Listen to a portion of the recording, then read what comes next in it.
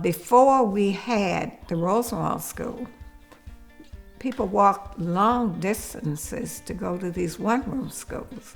Once you got the Rosenwald School, you could shut down these little one-room schools and everybody could come to a Rosenwald School.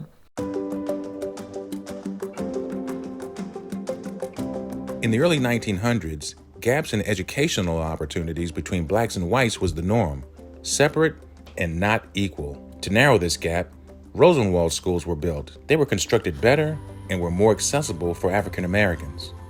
Coming to this two-room school, I'll never forget it. It was the best years of my life, and I'll never forget any of it. Because of what I was taught here and learned here, I moved on up. The schools were called Rosenwald because they were partially funded from grants from the Rosenwald Fund, established by Julius Rosenwald, an Illinois businessman and philanthropist. Today, we'll uncover the hidden history of two of these important schools.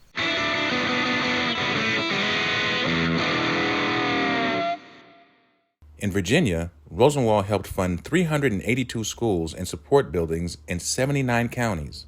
Most of these buildings remained in operation until Virginia was forced to comply with the United States Supreme Court's decision in Brown v. Board of Education, which outlawed racial segregation in public schools. Preservation Virginia has been working on restoring these buildings and history. After integration, a lot of these schools were not in use anymore. Actually, there's only 1/3 of the Rosenwald schools in Virginia that are still standing, which was surprising to us. Were all the structures kind of the same? Or tell me about the architecture of these schools. They were state-of-the-art buildings. The program started in Tuskegee, and the Tuskegee Institute students designed the Rosenwald schools. By the 1930s, there were over 5,000 Rosenwald schools and teachers' houses and auxiliary buildings built in 15 states. Dr. Lisa Wynn Bryan has been leading community outreach in the African American community for Preservation Virginia. Well, the goal was to, build Rosenwald schools in all the rural communities in the South. What do you know about Julius Rosenwald? Julius Rosenwald was a businessman. He had a strong business prowess and was very successful. And I think he saw in the community how the African American community was disenfranchised. So he wanted to give back. Rosenwald would team up with Booker T. Washington and Tuskegee Institute to build thousands of schoolhouses in black communities across the South. And through that relationship, they start to talk about how we could have this relationship of teaching the black community how to not just read, write, and arithmetic, but to also masonry and home economics and those types of things to make a living. And this was the idea that Booker T. Washington shared with him. Why not start with the black children of the community? Moselle Booker is a former student of the Rosenwald School in Palmyra, Virginia. Before we had the Rosenwald School, people walked long distances to go to these one-room schools. The one-room schools were in very poor condition. This school was very well built, but it was also cold because you had wood heaters. We would run into the school and we'd get around the stove. And the larger kids would help the little kids to get warm. When it's nice weather, we went outside and we did the Pledge of Allegiance and we sung, "Oh Beautiful for Spacious Skies." We did not realize that we were second-class citizens. We said the Pledge of Allegiance. We were Americans. Why do you think the Rosenwald schools were so important to the black community during that time? Well, for one thing, they were better built, and you could bring all the kids together in one building, and you had better teachers. I mean, you had people with degrees at that time. We always sung to the teacher, "Good morning to you, good morning to you. We're all in our places with sun-shining faces. Oh, this is the way to start a new day. Moselle walked me through the school and shared some of her memories. What is the importance of the Rosenwald history, the legacy?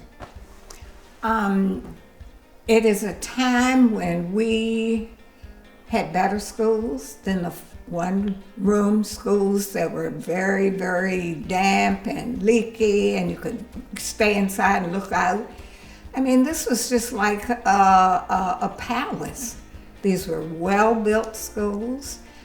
We could bring more students together, more community kids could be together. It was a real step up. Just 28 miles from Dunbar Rosenwald is another school. Gail Smith attended Second Union Rosenwald from 1953 to 1959. She also has fond memories of attending her school. I didn't want to stay home. I wanted to come down here because I had Miss Beal. And if you had Miss Beal as a teacher, you wanted to come to school. Do you think that coming to Second Union formed you and helped you to be who you are today? Coming here to Second Union School gave me the initiative to do something, make something. And I think by me having the initiative, I knew how to get on a sewing machine. And when I left here, I could sew an outfit. And people would stop me on the street and want to know why I bought it at. Virginia wasn't the only state with Rosenwald schools. Between 1912 and 1932, the program helped produce 5,357 new educational facilities for African Americans across 15 southern states, providing almost 700,000 African American children in rural, isolated communities with state-of-the-art facilities at a time when little to no public money was put toward black education. There are many notable alums of Rosenwald schools, including Representative John Lewis, Maya Angelou, and Eugene Robinson, to name a few. When a 1954 Supreme Court ruling declared segregation in education unconstitutional, Rosenwald schools became obsolete. Once the pride of their communities, many were abandoned or demolished. I was learning in first grade, I was learning second and third grade material. So there was some advantages. This is what we knew. And we had our friends, and we would share what we had.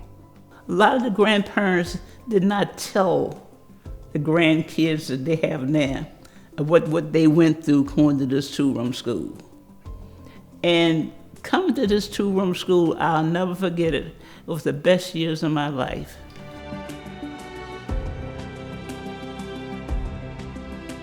The Rosenwald schools are an example of groundbreaking community uplift. These schools have produced some of the most influential Americans of our time. I hope that it inspires you to uncover your own hidden history. Who knows? You just may find a Rosenwald connection.